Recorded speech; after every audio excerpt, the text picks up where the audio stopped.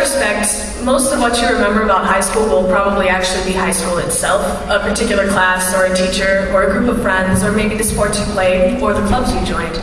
But some of the most formative aspects of high school are definitely less obvious. While it's easy to determine that you developed your writing style in AP Comp or your musical technique in marching band, it's much more difficult to decide what exactly contributed to the development of your system of beliefs, which is what I'm going to be talking to you about tonight. The maturation of spirituality is a gradual, fluid, and constant process. Your personal beliefs are continually being applied and revised simply through the act of living.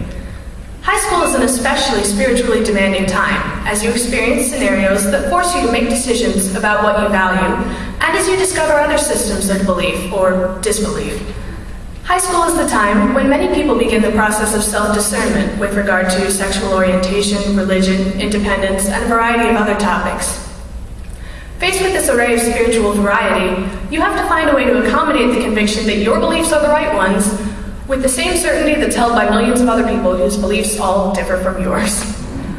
This is not an easy task.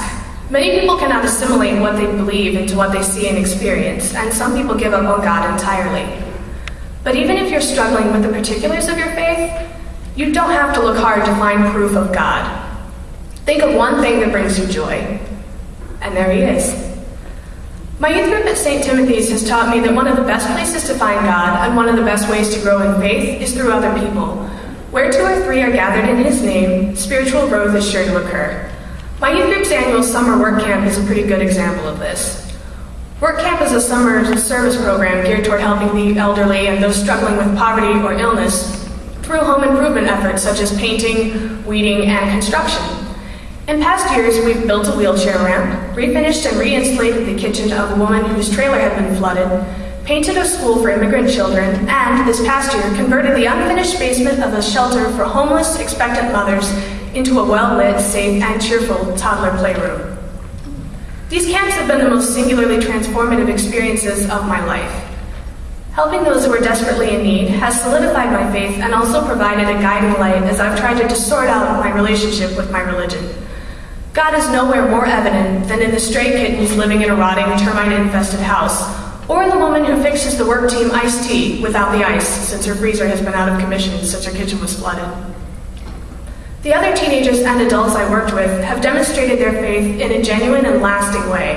However, it was the people we served who were in many cases the most moving examples of true faith. Their extreme gratitude, their absolute trust in God to provide for them, and their kindness and positive outlook, despite the most terrible circumstances, were incredibly inspiring. I'm grateful to my youth group for giving me the opportunity to witness these extraordinary examples of grace, and thereby the clarification that I needed to grow in my own faith. While the particulars of religion may be variant and occasionally confusing, the application of faith is not. God can be found easily in service, in both the servants and in the served. Thank you.